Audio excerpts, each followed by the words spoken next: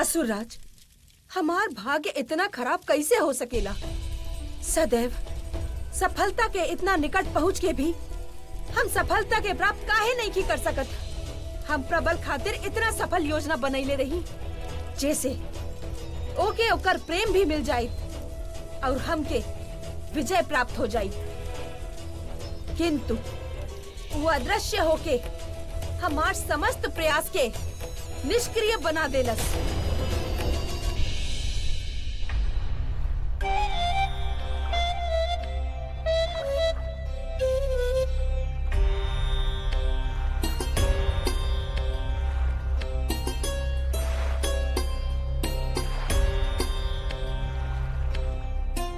संतोषी, अब रउआ हमार हो चुकल बानी। पता बा,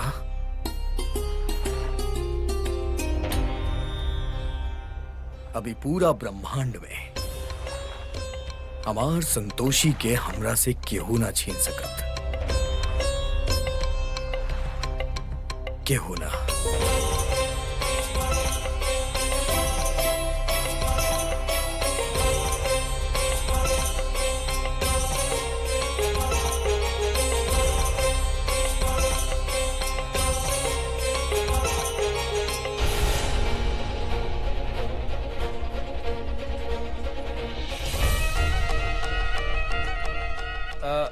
इंस्पेक्टर साहब, हम तनी घर वालन के खबर कर देत बानी है। रउआ पोस्टमार्टम की रिपोर्ट फोन पर बता देब हमके। ठीक बा? हाँ, Ram Ram. Thank you. Postmortem की तैयारी कर। ओके सर। ठीक बा। इंस्पेक्टर साहब, रउआ लोग यहीं में रुकी, हम आवत बनी अभी। प्लीज डॉक्टर साहब, प्लीज हमारे संतोषी के पोस्टमार्टम मत करिए प्लीज, हम रिक्वेस्ट करता नहीं प्लीज। अरे के बाड़ा तू? इंस्पेक्टर साहब के भाई? मिस्टर धैर्य का कर रहल बानी रउआ? प्लीज उठी, संभाली रउआ अपना आप के, उठी प्लीज, संभाला इनके। हाँ, बिल्कुल सर। प्लीज। डॉक्टर धैर्य मिश्रा हो, संतोषी जी के हस्बैंड। उनके मौत से इनके काफी गहरा सदमा पहुंचल बा, ऐसे तनी, बट रउआ इनके चिंता मत करी, हम इनके संभाल ले। You just go and carry on. ठीक, ओके। ना ना ना, प्लीज प्लीज डॉक्टर साहब मत करिए ना पोस्टमार्टम संतोषी के, मत करिए। जय मां आदिशक्ति, जय मां आदिशक्ति, जय मां आदिशक्ति। मां प्रकट होखी, मां आदिशक्ति प्रकट होखी।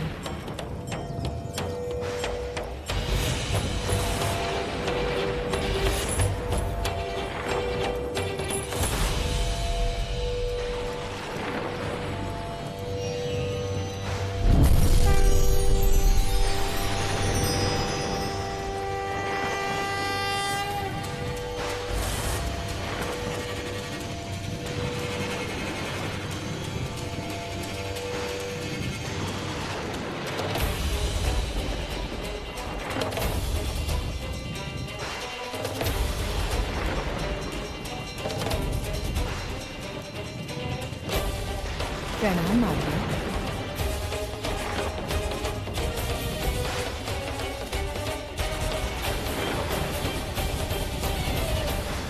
देवी संतोषी, हम राउर तप से अत्यधिक प्रसन्न भइनी।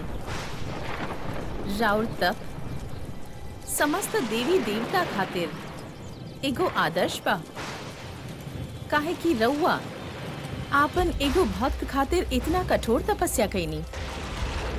हम रउआ के अमोघ अस्त्र प्रदान करत बानी, जेकरा द्वारा रउआ संसार में सत्य, दया, प्रेम आदि भाव की रक्षा कर सकब।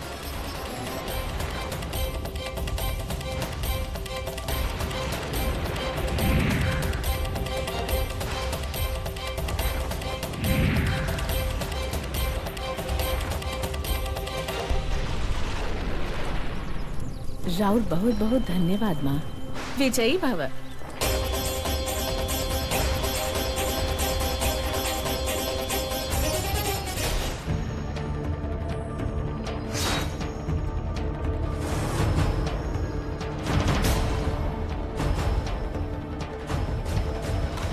क्यों बीच में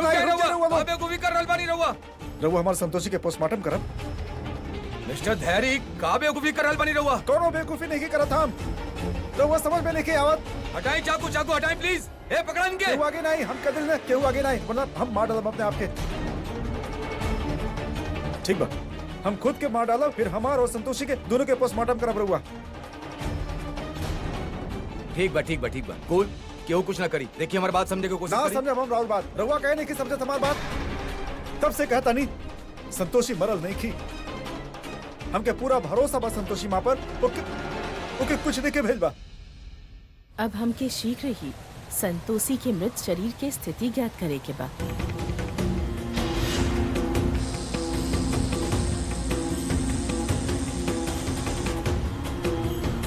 प्रतीत होखत बा हमार पूरा प्रयास व्यर्थ हो जाए।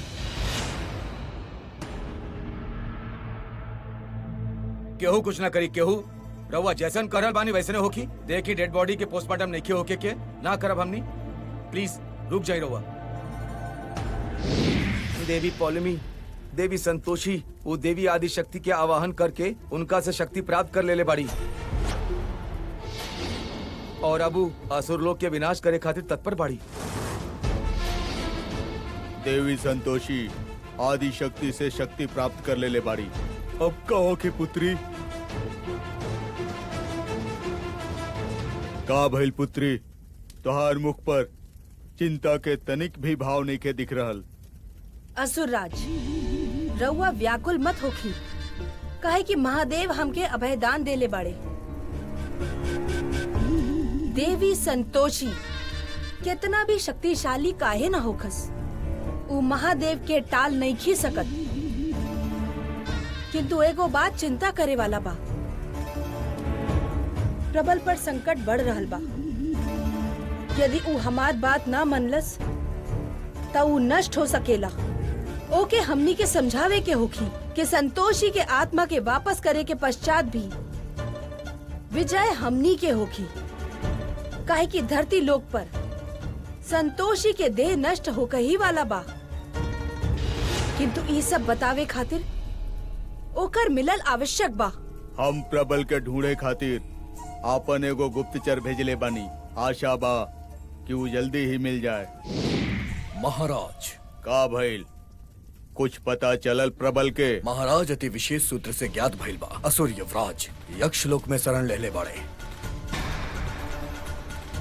असुरराज, यदि प्रबल यक्षलोक में बा त हमनी के ओके बचावे खातिर अभी प्रस्थान करे के होखी।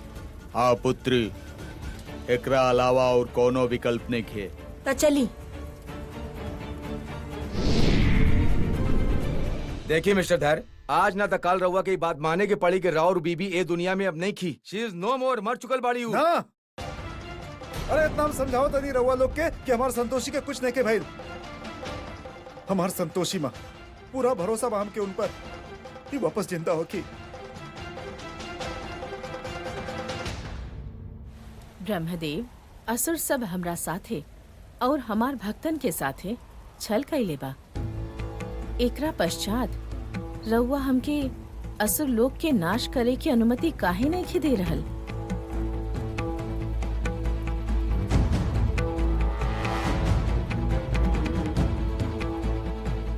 माते बताई, ऐसन का कारण बा जे हमार लक्ष्य के सामने आ रहल बा?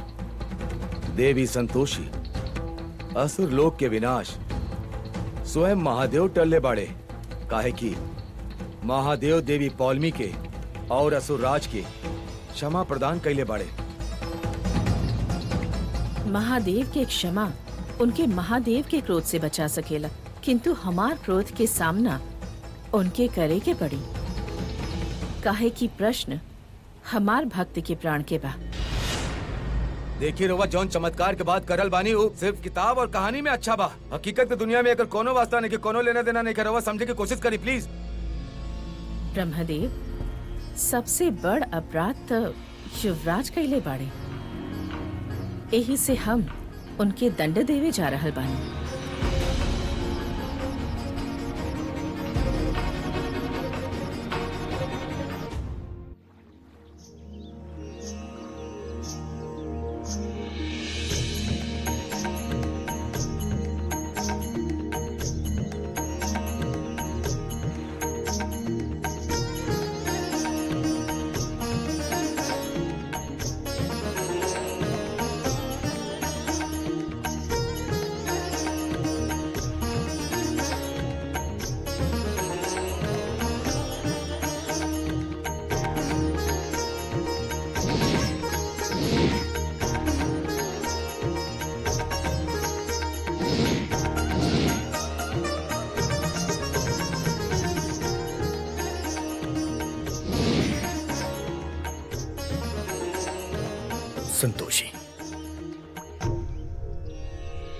राहुरी असुरी रूप देख के हम मंत्र मुग्ध हो गई। कितना सुंदर लग रहा बानी रहुआ। हम हर क्षण राहुल निकट रहल चाहत बानी। रहुआ के हम दूर ना जाए दे। हमहू रउआ से एक क्षण भी दूर नहीं रह सकत।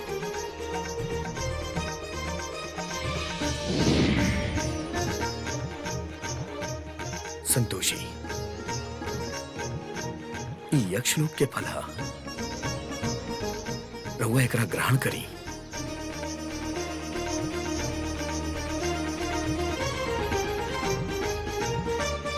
प्रबल,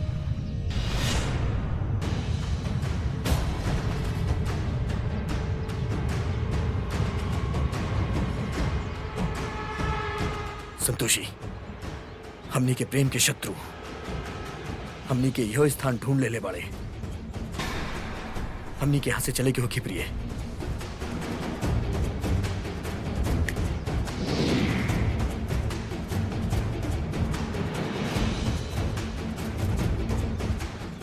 आई।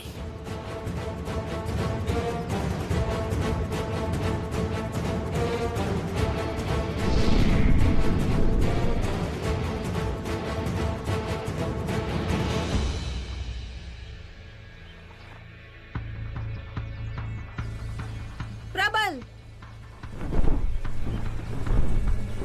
रुक जा प्रबल। तू फिर से लुप्त नहीं खा हो सकत। यदि तू पुनः लुप्त हो गईला तो तहार प्राण जा सकेला, और यदि तू रुक गईला तो संतोषी सदैव खातिर तहार हो सकेली। ना बहिन, हम राउर ना सुनब, कदापि ना।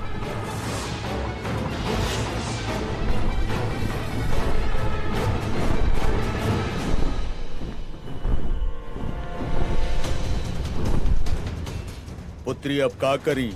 अभी भी समय बा सुरराज। यदि प्रबल हमरा अनुसार कार्य करी तो ओकर प्राण बच सकेला।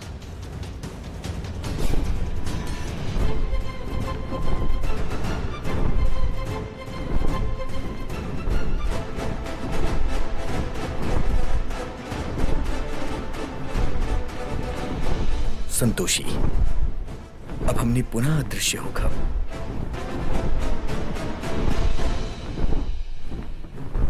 अरे हमारे संतोषी के साथ सही में चमत्कार हो की। संतोषी माँ हमारे संतोषी के वापस जिंदा कर दिया। रउआ लोग कहे ना समझाता नहीं। संतोषी को छोड़ दी। हाथ हाथ हाथ में लगाए। हम बोला था नहीं, वरना हम खुद के मार डाला। देखिए ऐसा मत करी। रहुआ जैसन कहत बानी वैसे ने होखी। डेड बॉडी के पोस्टमार्टम नहीं करे के ना करब, ठीक बा? लेकिन एकरा से पहले रहुआ के कुछ फॉर्मेलिटी पूरा करे के होखी। कुछ पेपर बा ऊपर साइन करे के होखी। तो कौन पेपर? हवलदार, ये ले ही। हटाएं चाकू प्लीज। कहाँ साइन करे के बाद? यहाँ पे पकड़ा है के पकड़ा।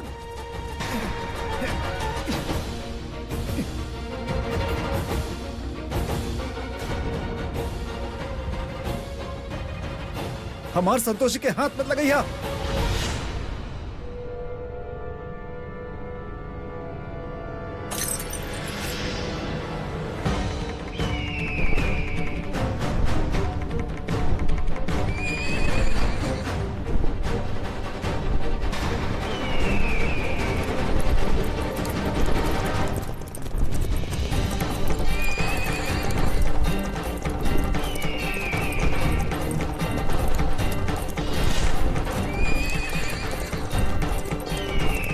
हमार भक्त संतोषी के प्राण हमके सौंप दा, अन्यथा आपन प्राण त्यागे खातिर तत्पर रहा।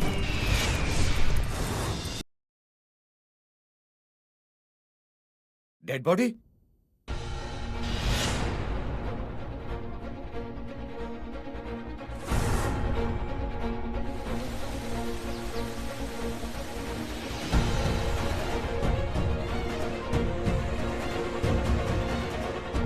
समझ गई नहीं मिस्टर धैर्य। रावरे काम्बा रवा क्यों के बुलवा के यहाँ से डेड बॉडी गायब करवानी है ना? हम कुछ ना कहते बनी। रवा समझ में नहीं क्या आवत? क्यों ना, बल्कि संतोषी माँ संतोषी के बचेली। का कह रहल बानी रहुआ? रहुआ पागल हो गल बानी का? एगो काम करा, तू दोनों बाहर जाके ढूंढा अच्छा तरह से। क्या तो नहीं दोनों भेजा ढूंढा चला। आई एम श्योर चमत्कार संतोषी माँ ही कहली बाड़ी। हे संतोषी माँ, बहुत बहुत धन्यवाद राव।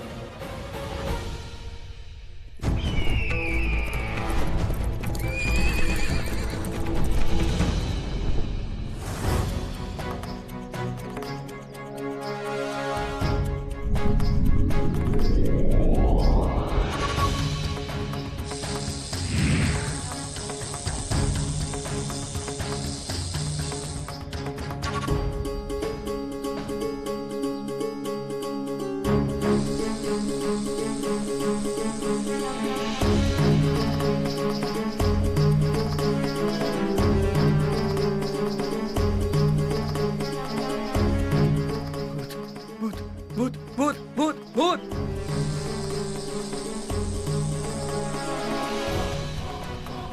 जय हनुमान ज्ञान गुण सागर, जय कपि ताहि लोक जागर।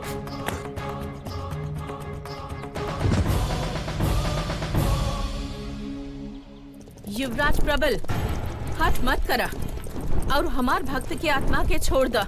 ना, हम अपन प्रेम के त्याग ना करब कदापि ना।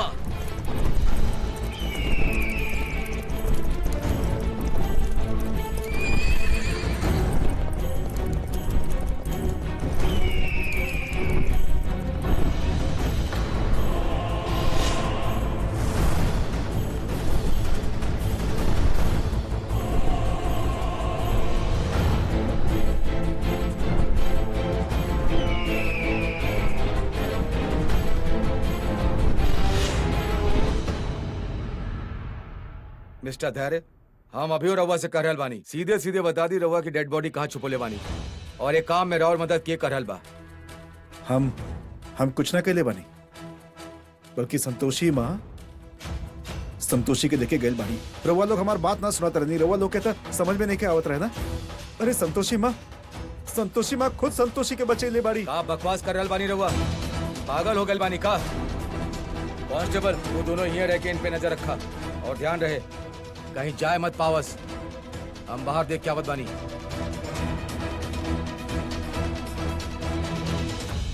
अब हमने यहाँ सुरक्षित बानी, हमने के केहू भी कुछ।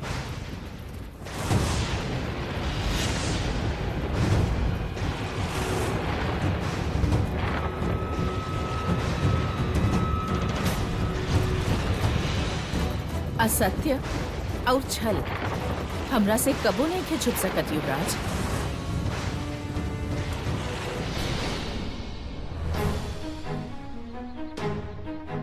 सर, होके ना होके यहाँ कोनो भूत ऊत के चक्कर जरूर बा। बकवास मत करा, कौनो भूत ऊत के चक्कर नहीं के। ना सर, हम वहाँ संतोषी की डेड बॉडी देख ले बानी। का बकवास करल बड़ा? हाँ सर, रउआ चल के देखी, चल के। चली चला।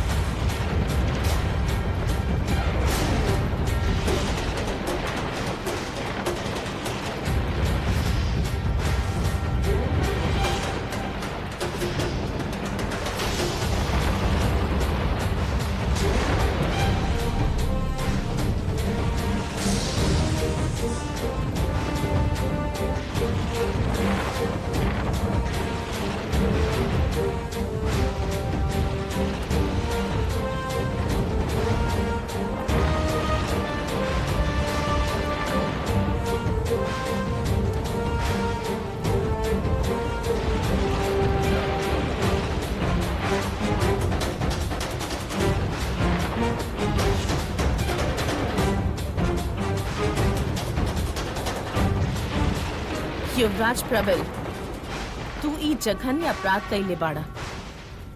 हमार सबसे प्रिय भक्त के प्राण हरे के अपराध, एके अकाल मृत्यु प्राप्त करावे के अपराध। एके असुर लोक में एगो असुरी स्त्री में बदले के अपराध। किंतु फिर भी यदि तू हमार भक्त के प्राण हमरा के वापस कर देबा त हम तोहरा के क्षमा कर देब। ई अंतिम अवसर बा तोहरा पास, मान जा हमार बात। ना देवी संतोषी, ऐसन कदा भी ना होगी कि हम अपन प्रेम रउआ के सौंप दी।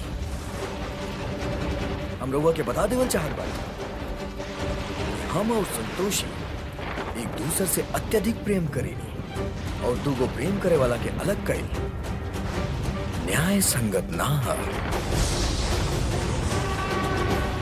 न्याय और अन्याय के बाद तोहरा मुख से शोभा नइखे दे रहल और तू तो जघन्य अपराध कइले बाड़ा संतोषी और ओकर पति के साथे। वो दोनों के काल से पूर्व एक दूसरा से अलग करे के अपराध, पराया स्त्री पर बुरा नजर रखे के अपराध। प्रेम त्याग के कहल जाला, प्रेम छीनल ना जाए। केहू और के प्रेम के छीनल न्याय ना होखे। और जौन संतोषी से तू प्रेम के बात कर रहल बाड़ा उ त ए प्रेम से भी अनभिज्ञ बिया। महाराज, युवराज प्रबल के सामना देवी संतोषी से हो गइल बा। अब उनका रक्षा केहू न कर सकेला। पुत्री, हमार पुत्र के रक्षा करा, अन्यथा देवी संतोषी होकर वध कर दी है। हमार भ्राताश्री के मूर्खता विजय के रथ के दूसरा ओर मोड़ देलस। अब ना चाह के भी हमके ओकर रक्षा करे के पड़ी। चलिए असुरराज। जल्दी चला, बतावा कहाँ बा। साहब,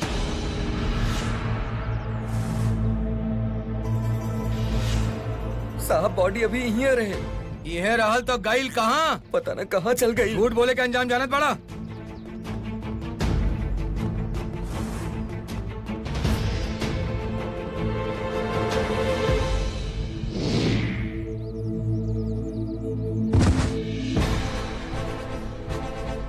कांस्टेबल चला।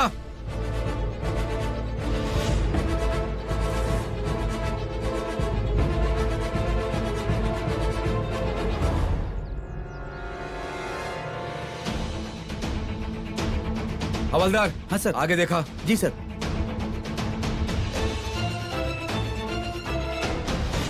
होके ना होके यहाँ कोनो भूत ऊत के चक्कर बा, लेकिन हमार बात के क्यों यकीन काहे नहीं के करत।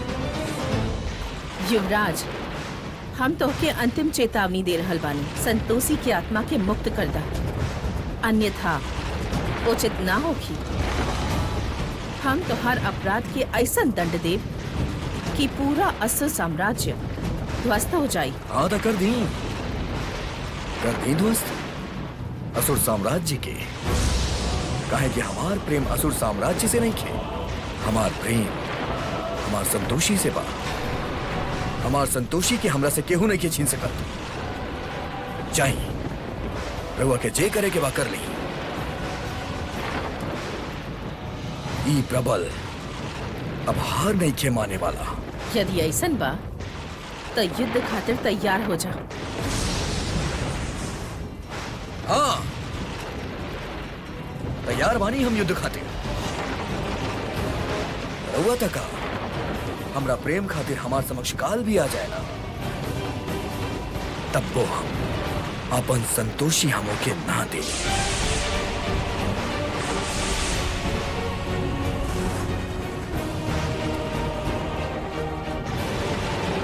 ये हमार चेतावनी बा रउआ के, प्रबल के मार्ग में मत आई।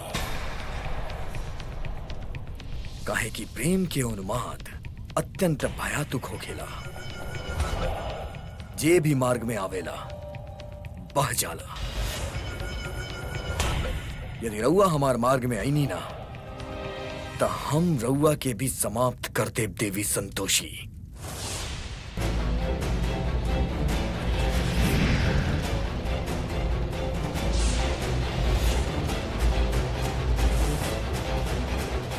प्रबल, तू आदि शक्ति के सामने खड़ा बाड़ा, जेकर सामना सृष्टि में केहू नहीं कर सकत। देख ला अपना चारों ओर, काहे कि एकरा पश्चात तो हार अहंकार नष्ट हो जाई। आई युद्ध करके देखल जाओ।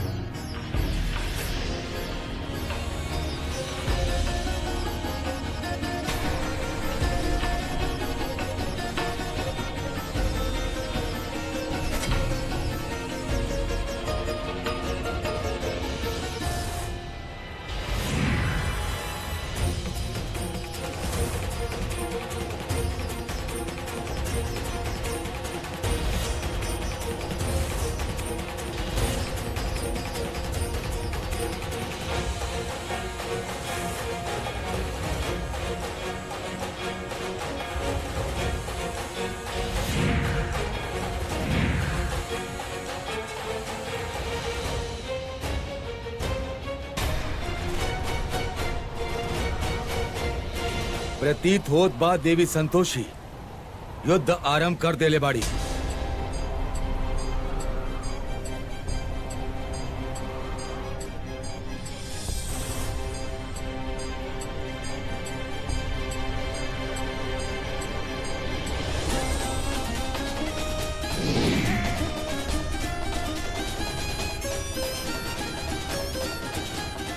पुत्री प्रबल के रक्षा करा।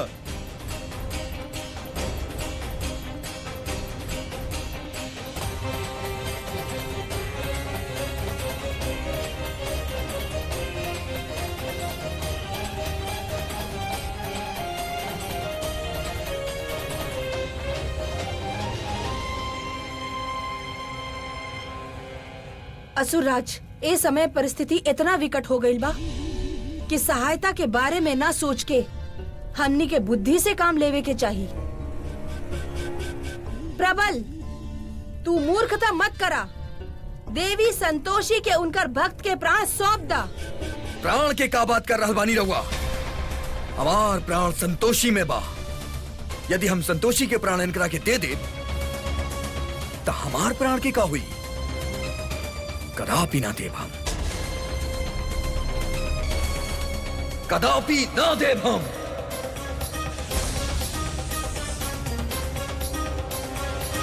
देवी संतोषी, हमार पुत्र अत्यधिक हठी बा, कृपा करके ओके क्षमा कर दी।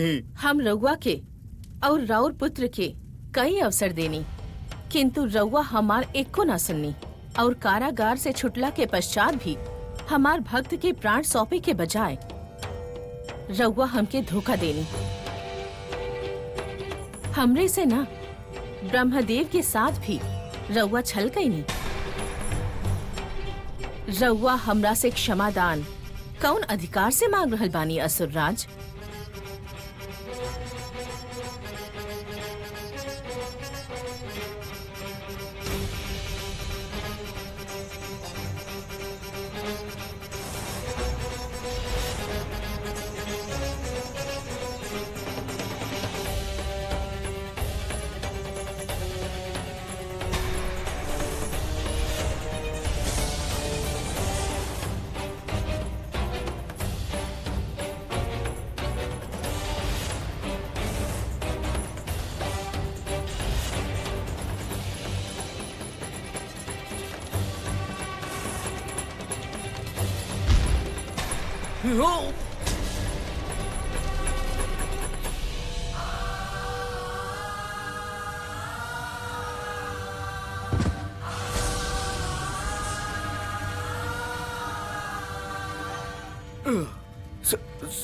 संतोषी,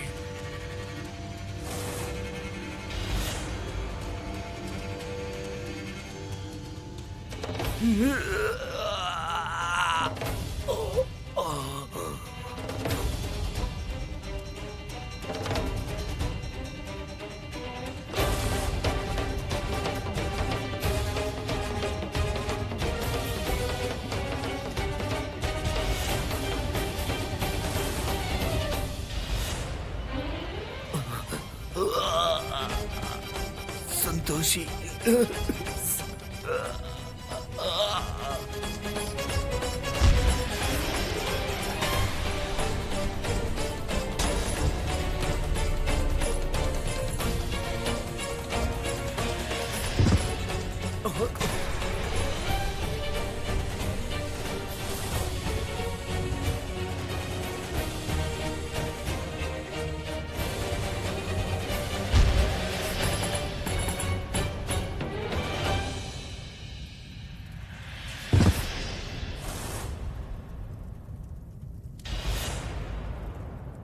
विद्या जी, अब धैर्य वापस ना लौटी। तो ठीक कहत रहलो, संतोषी जैसन वो हमनी के छोड़ के चल गई। हे भगवान, ये सब का हो गई। अपन बेटा के बगैर हमने के बुढ़ापा कैसे कटी। काका काकी, रवा दोनों चिंता मत करी। धैर्य अंकल संतोषी आंटी के लेके वापस जरूर आई है। अब चली, रवा खाना खा ली ही। ना बेटी, काका चली, संतोषी आंटी वापस आ जाई है। उनके कुछ नहीं खे भइल। काका हमरा लाता खा ली ही। रवा सवेरे से कुछ नहीं खी खाइले। प्लीज काका खा ली ही ना, प्लीज। चल बेटा। काकी चली, रवा भी खाना खा ली ही। ना, ना हमरा से ना खाए जाई बेटा। चली ना काकी, हमरा लाते थोड़ा सा खा ली ही, प्लीज। चलो चली चली। हमरा से हमार संतोषी के मत छीना मत। ना देव हम अपन संतोषी के।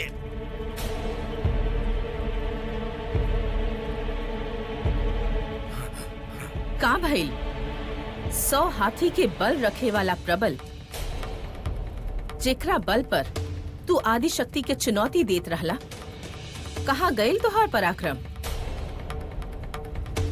हम चेतावनी देले रही कि तोहके ध्वस्त करब। हमार मार्ग में मत आवा प्रबल। छोड़ द हमार भक्त के आत्मा के। ना प्रबल, तू अपन मूर्खता के साथ संपूर्ण असुर लोक के नाश नहीं खा कर सकत। देवी संतोषी के उनकर भक्त के प्राण लौटा दा। ना देव हम अपन संतोषी के केहू के।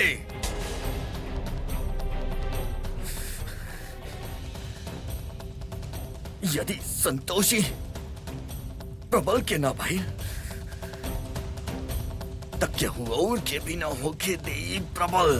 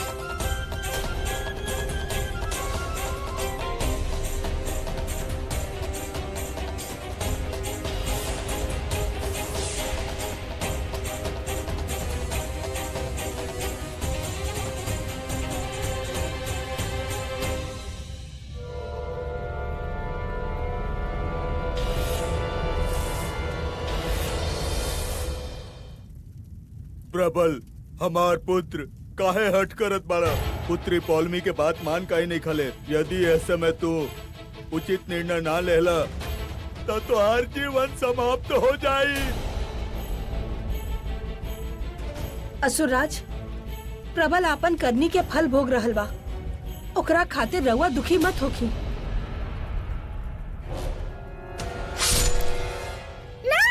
ना पुत्र,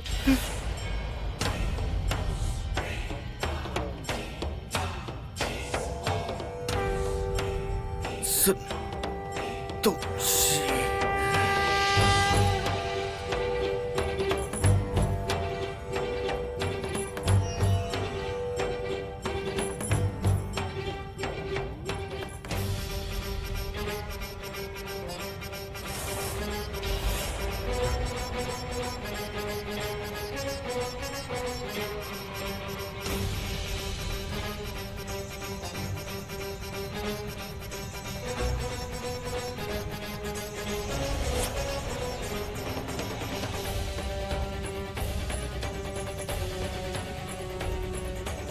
देवी संतोषी, रउआ अपन भक्त के प्राण ले ली।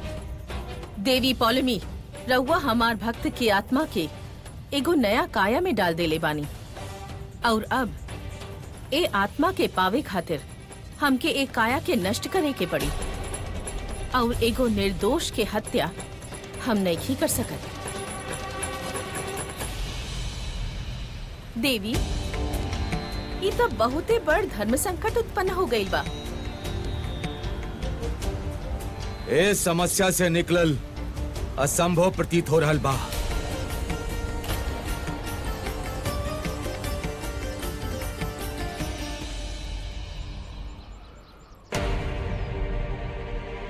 बॉडी कहाँ बा? Dead body? साहब बॉडी वहाँ पे रहे, बॉडी अपना आप चलत रहे कसम से। फिर वही बकवास, चुप। सर क्या आवाज दा? सर, सर जल्दी आई, देखिए डेड बॉडी यहाँ बा।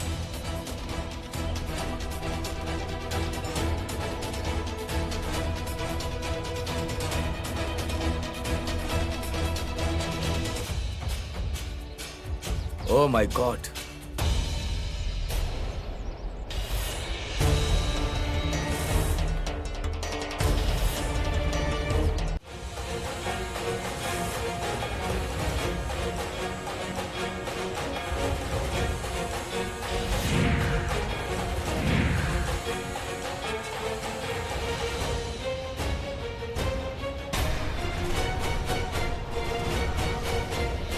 प्रतीत होत बा देवी संतोषी युद्ध आरंभ कर देले बाड़ी।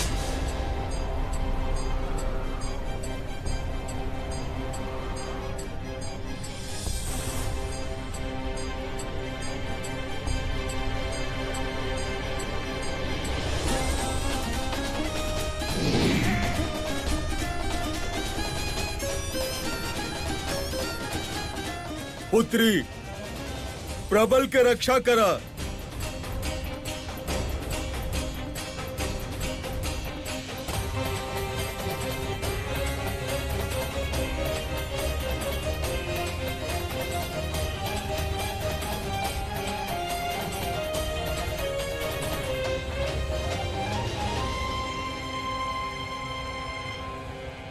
असुरराज, ए समय परिस्थिति इतना विकट हो गई बा कि सहायता के बारे में ना सोच के हमनी के बुद्धि से काम लेवे के चाहिए।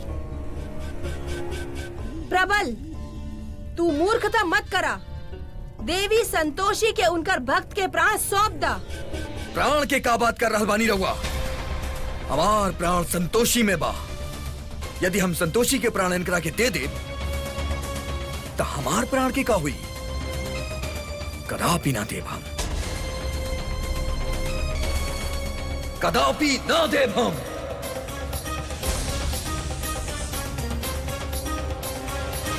देवी संतोषी, हमार पुत्र अत्यधिक हठी बा, कृपा करके ओके क्षमा कर दी। हम रउआ के और राउर पुत्र के कई अवसर देनी, किंतु रउआ हमार एको ना सुननी, और कारागार से छुटला के पश्चात भी हमार भक्त के प्राण सौंपे के बजाय रउआ हमके धोखा देनी। हमरे से ना ब्रह्मदेव के साथ भी रउआ छल कई नहीं। रउआ हमरा से क्षमादान कौन अधिकार से मांग रहल बानी असुरराज?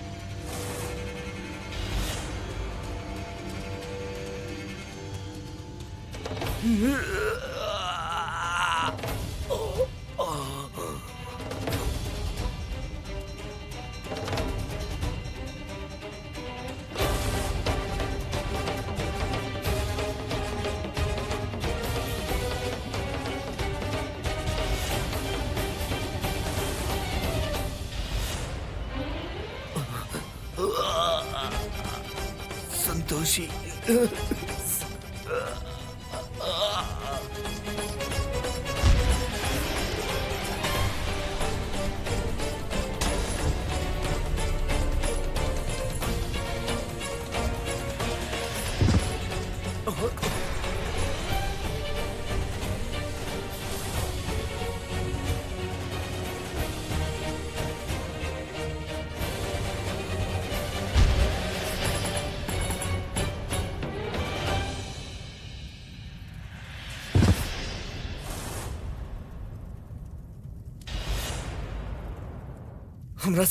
हमरा से हमार संतोषी के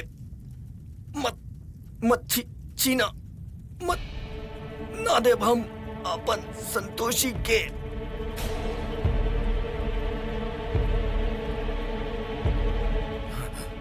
का भइल?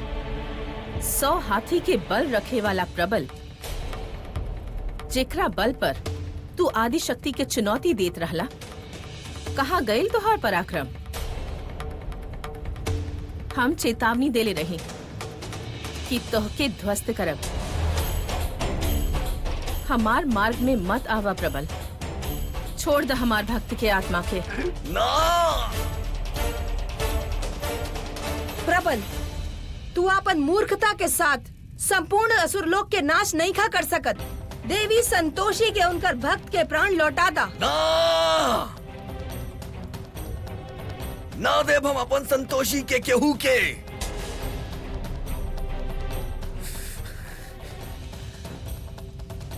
यदि संतोषी प्रबल के ना भाई, तब केहू और के भी ना होके दे प्रबल।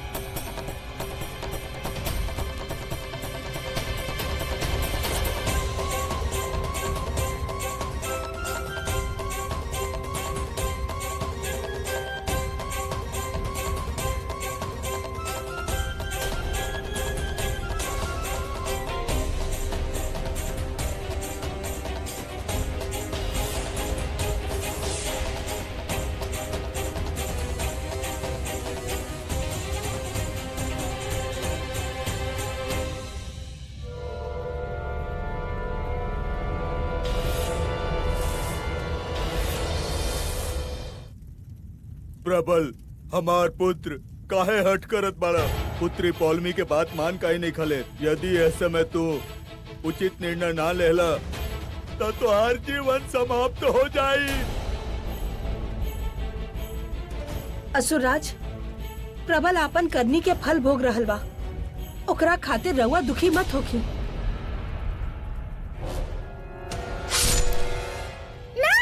ना पुत्र,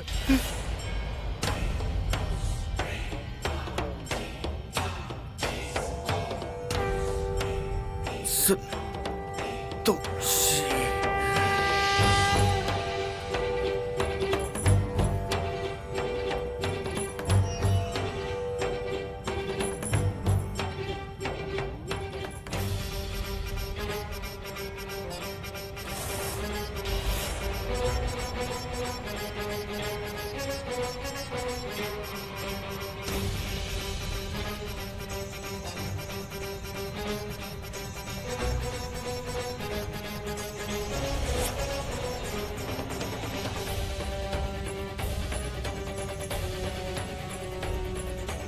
देवी संतोषी, रउआ अपन भक्त के प्राण ले ली। देवी पौलमी, रउआ हमार भक्त की आत्मा के एगो नया काया में डाल देले बानी, और अब ए आत्मा के पावे खातिर हमके एक काया के नष्ट करे के पड़ी, और एगो निर्दोष के हत्या हम नहीं कर सकत। देवी, ये तो बहुते बड़ धर्म संकट उत्पन्न हो गई बा। ए समस्या से निकलल असंभव प्रतीत हो रहल बा।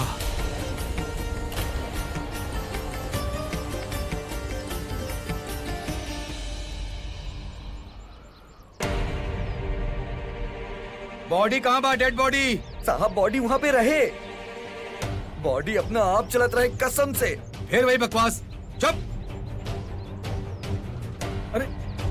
सर क्या आवाज दा? सर, सर जल्दी आई, देखिए डेड बॉडी यहाँ बा।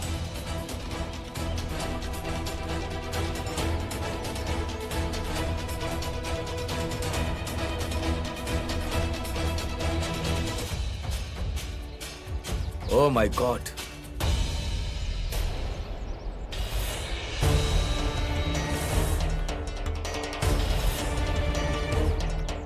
सर हमके यही समझ में नहीं आवत कि डेड बॉडी यहाँ कैसे? लागत भाई डेड बॉडी के क्यों ले जाए की कोशिश कर रहल बा। कांस्टेबल, ले चला बॉडी के यहाँ से।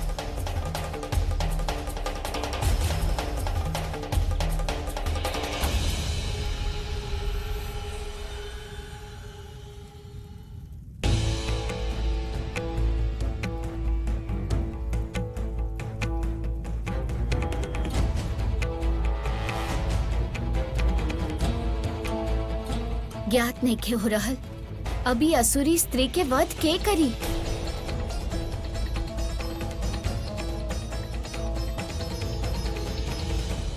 अगर यह स्त्री के कारण हमार पुत्र के जीवन गइल बा तो हम ही एकर अंत करब।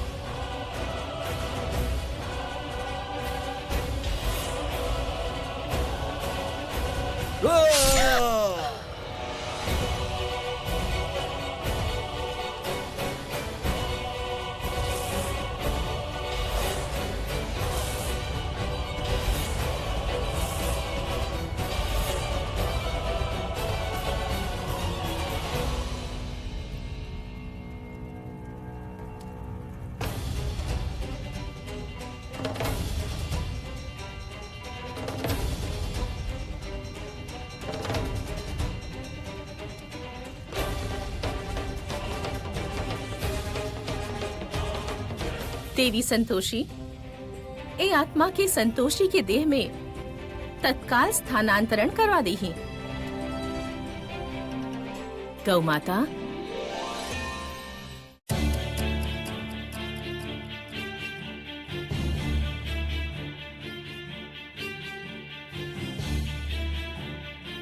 हमार देह कहाँ गइल? गौ माता,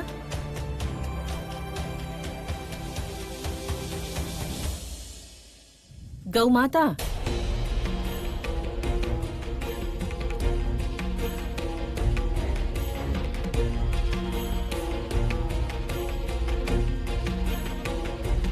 ब्रह्मदेव, गौ माता के आवे में इतना विलंब काहे लग रहल बा? देवी संतोषी, प्रतीत होत बा कि राउर स्वर उनका तक पहुंच नहीं के पा रहल।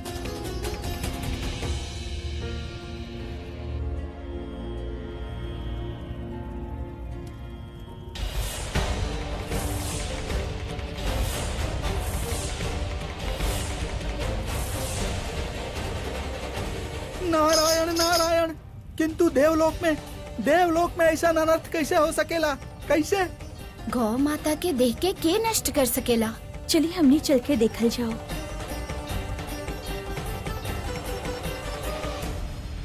तू चिरा ना लगी बता के लगाए, तुम्हार नौकरी भी जा सकेला। निकाल दी नौकरी से साहब, जान से बढ़ के नौकरी थोड़ी ना बा। सोच ले एक बार, अगर नौकरी चल गई ना तो खाए के तकलीफ में आ जाइबा।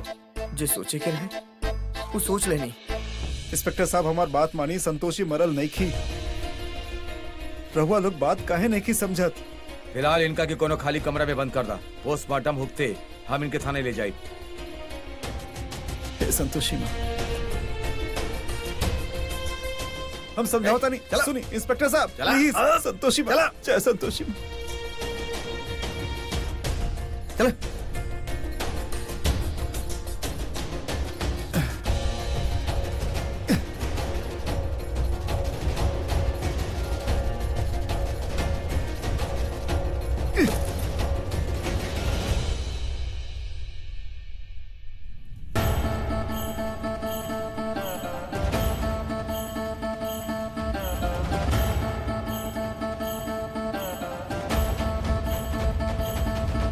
ई चीटी सब गौ माता के देह के नष्ट कर रहल बाड़ी। हमरा नष्ट कैला पर ई बिना त्रुटि के मारल जाइ हैं। माते, रउआ हमके बताई हम का करी? देवी, रउआ वरुण देव के आवाहन करी, उहे रउआ के इस संकट से निकाल सकेली।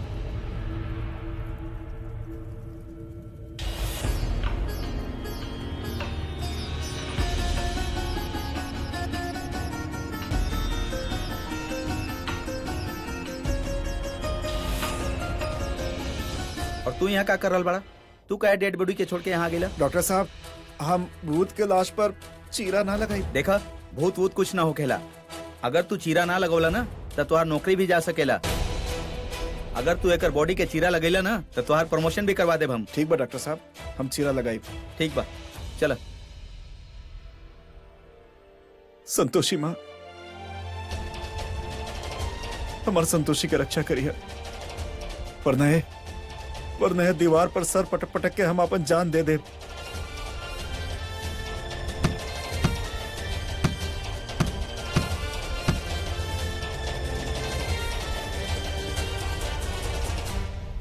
आपन भक्ति की रक्षा खातिर हम स्वयं जाएब। माते, का रउआ वरुण देव से आग्रह करब कि उ गौ माता के काया के बचा लेस? अवश्य देवी, रउआ निश्चिंत होके जाई।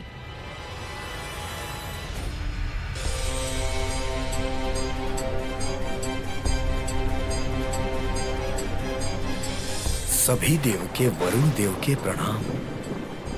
देवी पार्वती, कौना खातिर रउआ हमारा आवाहन कहीं आज्ञा दी। वरुण देव, देवी संतोषी के आग्रह पर रउआ गौ माता के देह बचावे के होखी, अन्यथा अनर्थ हो जाई।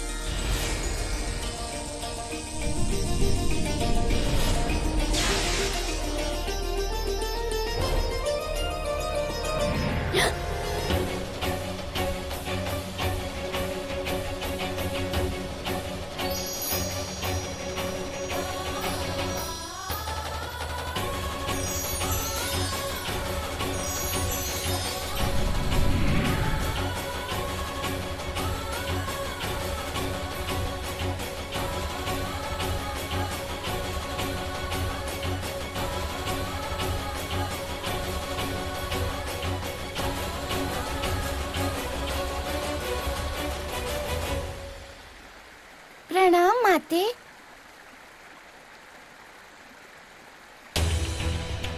प्रणाम ब्रह्मदेव।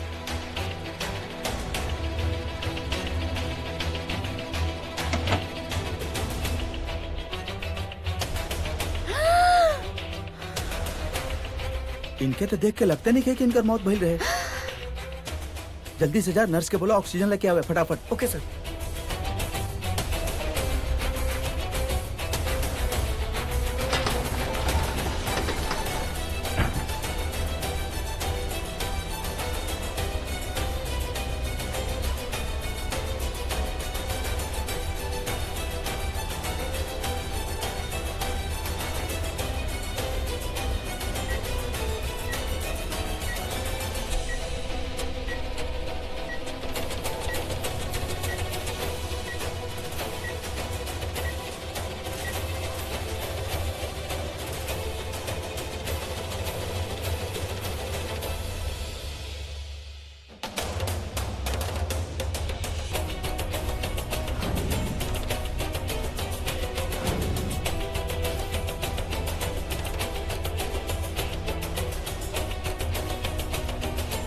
कहाँ बनी हम? क्या है रउआ लोग?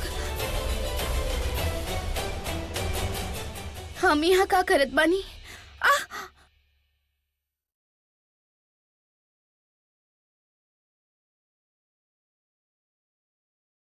रवा सबे के यहाँ प्रबल भेज ले बा। दूर हटी हमरा से, दूर दूर दूर रही हमरा से। क्यों हाथ ना लगाई हमके? रवा सबे के यहाँ हमरा पास प्रबल भेज ले बा ना हमके मारे खातिर। दूर कहानी ना, दूर रहे खातिर। देखिए, हमने राउर मदद करे आयल बनी, रउआ के नुकसान पहुंचावे नहीं हमके किया। यहाँ से जाए दी, हम कहत बानी। और वैसे भी हमार पति यहाँ आवत होकी है हमें बचावे खातिर। अरे सर,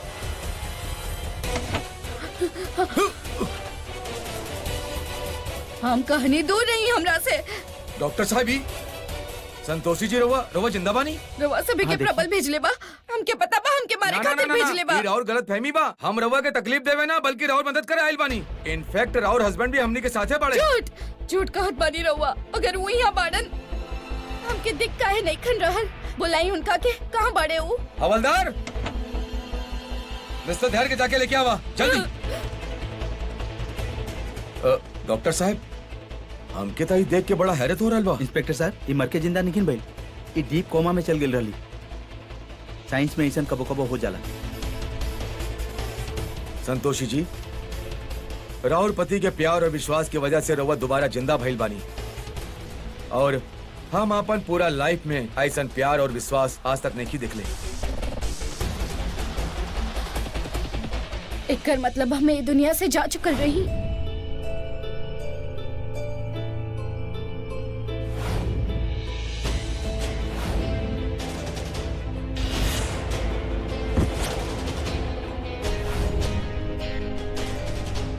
कहाँ बड़े हमारे पति?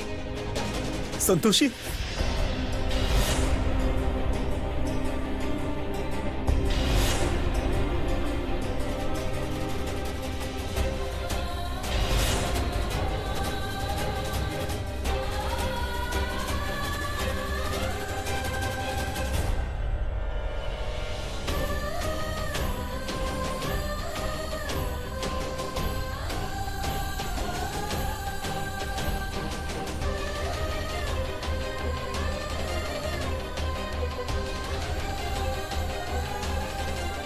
बहुत तंग कैली ना हम रउआ के। संतोषी तू जिंदा हो गई लो। संतोषी माँ हमारा प्रार्थना सुन ले ली।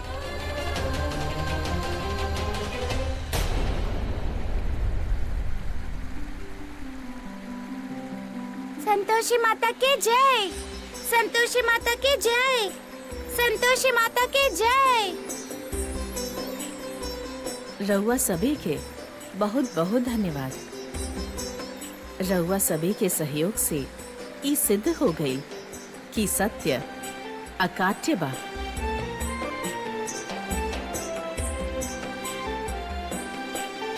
इतना मुश्किल से लाश हमके मिलल। वो गुफा में जाके वहाँ से लावे के पड़ल। और ओकरा बाद वो इंस्पेक्टर साहब ले गए बाड़े पोस्टमार्टम वगैरह करावे खातिर। अभी इंस्पेक्टर साहब के फोन भी हमके आइल बा। वो कह रहल बाड़े की धैर्य बाबू के पुलिस पकड़ ले बा। पागल जैसन हरकत करत रहले, लाश के फिर उठा के ले गईले। हाँ का धैर्य के पुलिस गिरफ्तार कर लेलस। घबराई मत, पुलिस तो छोड़ दी उनके। हम अस्पताल जा रहल बानी। हम चलत बानी रवा साथे। चली। संतोषी माता की संतोषी माता की संतोषी माता की संतोषी माता की संतोषी माता की संतोषी माता की संतोषी माता की संतोषी माता की संतोषी माता की संतोषी माता की संतोषी माता की संतोषी माता की संतोषी माता की संतोषी माता की।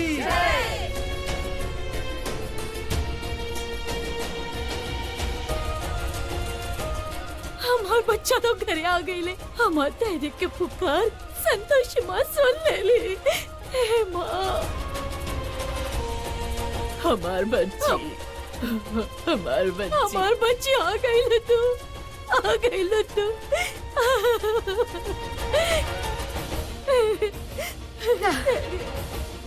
काका अरे हमारी बच्ची। काकी, हम कहले रहनी ना कि संतोषी आंटी वापस आई है। धैर्य अंकल उनके वापस जरूर लेके आई है। हाँ बेटा,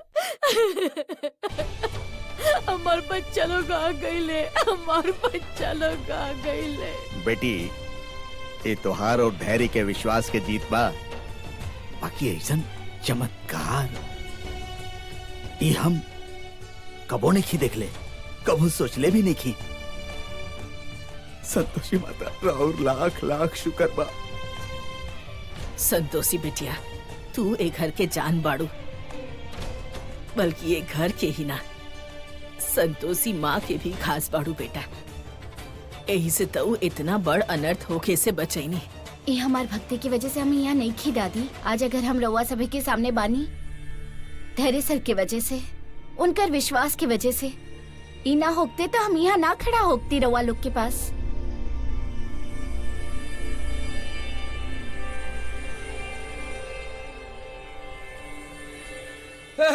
अरे भैया, हम क्या माफ कर दी। हम हमेशा संतोषी माँ के शक्ति के नजरअंदाज कर ले बानी, लेकिन आज हम क्या विश्वास हो गइल बा कि संतोषी माँ अगर चाहत तब कुछ हो सकेला। कहा कर रहल बानी? हम क्या माफ कर दा। अब से हम उनका भक्त बानी, हमरा के माफ कर दी। अच्छा चाचा जी, चलिए उठी। कहा करत बानी रउआ? बड़ा अच्छा बात बाकी रउआ के विश्वास हो गई। अब देखी रउआ के माता पर विश्वास भइल ना, अब राउर जिंदगी में बहुत कुछ अच्छा होके वाला बा। बिल्कुल सही कहला तू। यही बात पर बोला संतोषी माता के जय, संतोषी माता के जय, संतोषी माता के जय।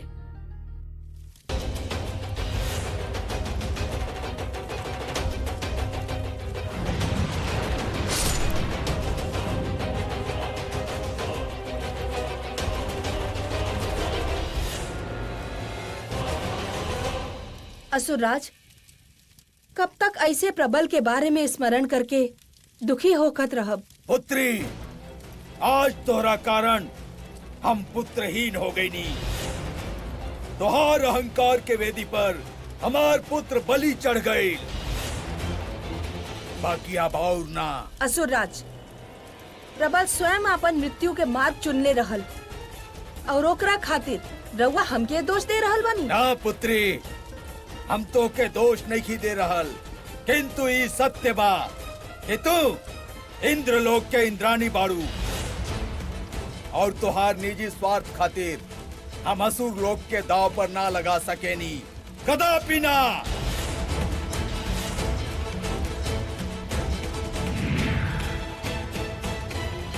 ऐसन चमत्कारी दुनिया में शायद ही केहू के देखे के मिले। माँ संतोषी के शक्ति, धैर्य मिश्रा के विश्वास और संतोषी मिश्रा के भक्ति प्रेम के नया उदाहरण पेश कैले बा। हजारों लोग के भक्ति और प्यार के तो देखले सुनले ही हो खबरउआ लोग, बाकी ऐसन विश्वास के जीत पहले कबो नहीं की देखले हम। बिल्कुल सही कहनी रहुआ लोग। ई दरअसल हमार धैर्य के सच्चा प्यार के जीत बा। जौना तरह भगवान राम दीपावली के दिन अयोध्या में रोशनी ले आयल रहले, वही तरह हमार धैर्य अपन प्रेम से, ओकर जीत से एक घर में उजाला लेके आयल बा। ऊ अपन संतोषी के मौत से जीत के ले आइल बा और ये संतोषी माता के कृपा बा। जय संतोषी माता। जय। फॉलो मी क्या बेटा? हाँ एने काका। आवा। खूब सारा ढेर सारा तू पटाखा ले आवा। आज बेटी हमहू तोरा संगे पटाखा चलाई। ठीक बा काका।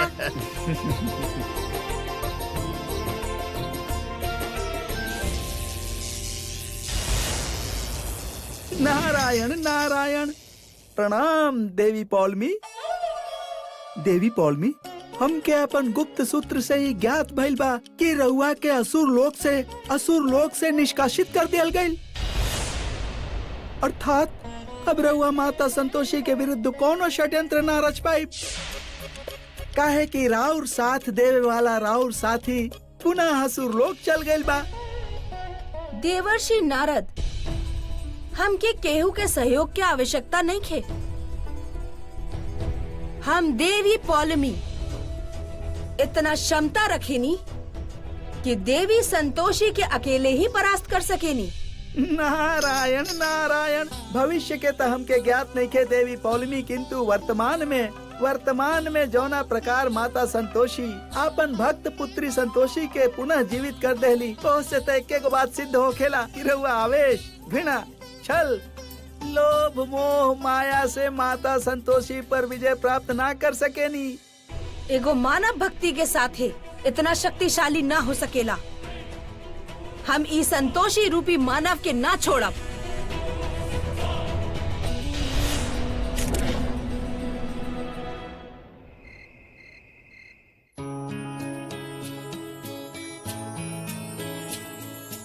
थोड़ा के बटन खुला बा, बंद तो कर ली ही। का भय ऐसे काहे देखत बानी? अच्छा नहीं की लागत का? अच्छा तो हमेशा लगे लो, बस आज जी भर के देखे के मन करा था। फिर हो गई नी शुरू। हम तोहरा ना अपन किस्मत के देखा था नहीं, कैसे तू हमार जिंदगी में एलू और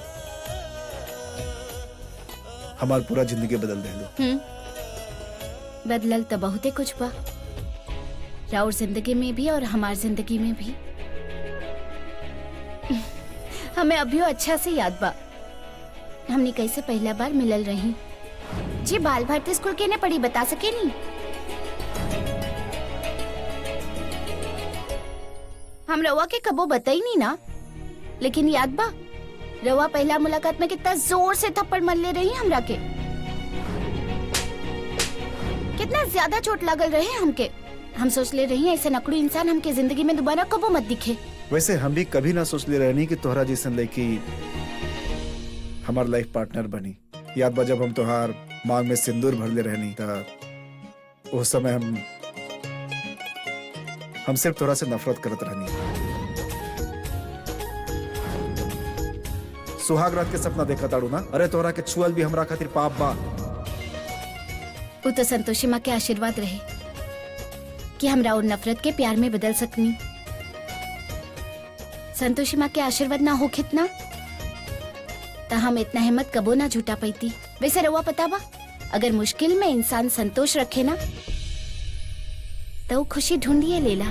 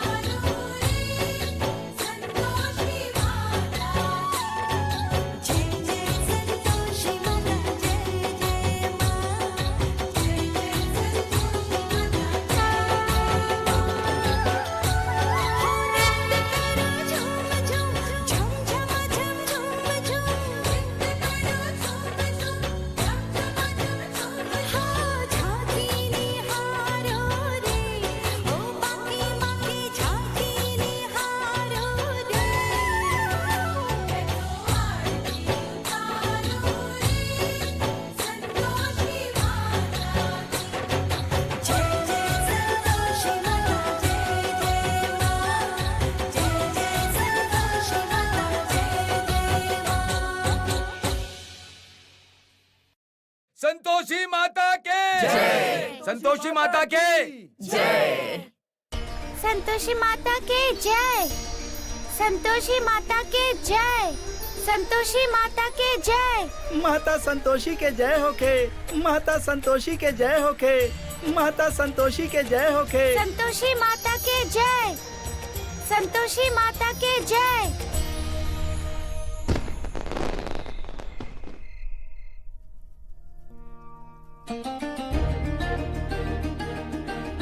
ना,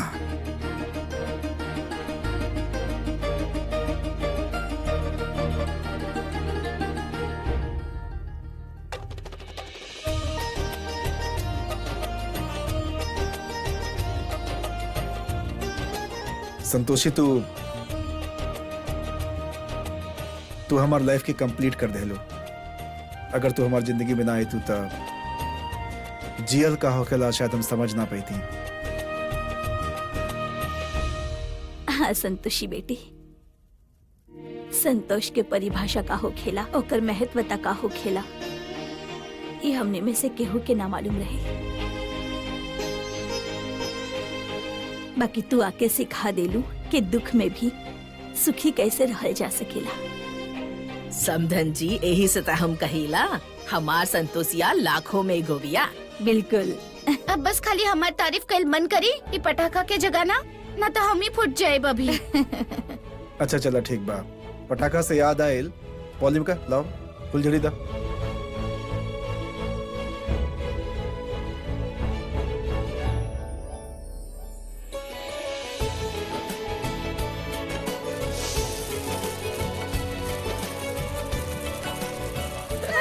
हैप्पी दिवाली है भैया।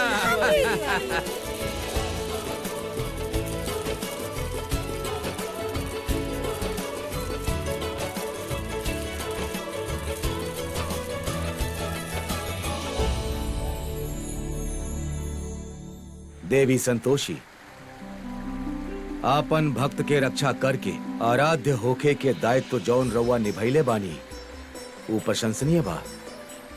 देवी संतोषी, रउआ द्वारा समस्त संसार के ई संदेश पहुँचल बा कि संतोष एगो सीमा तक मौन रहेला।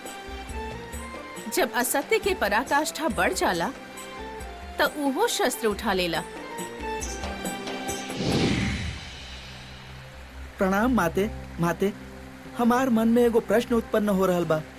आज त रउआ अपन भक्त पुत्री संतोषी के रक्षा कर देनी, किंतु माते अब भी धरती लोक पर ईर्ष्या, द्वेष, लोभ, छल जैसन नकारात्मक शक्ति शाश्वत बा माते। और ऐसन परिस्थिति में राउर कोनो न कोनो भक्त सदैव ही संकट में घेराइल रही माते। देवर्षि, हमार भक्त के पास भक्ति के शक्ति बा, साहस बा, समझ बा।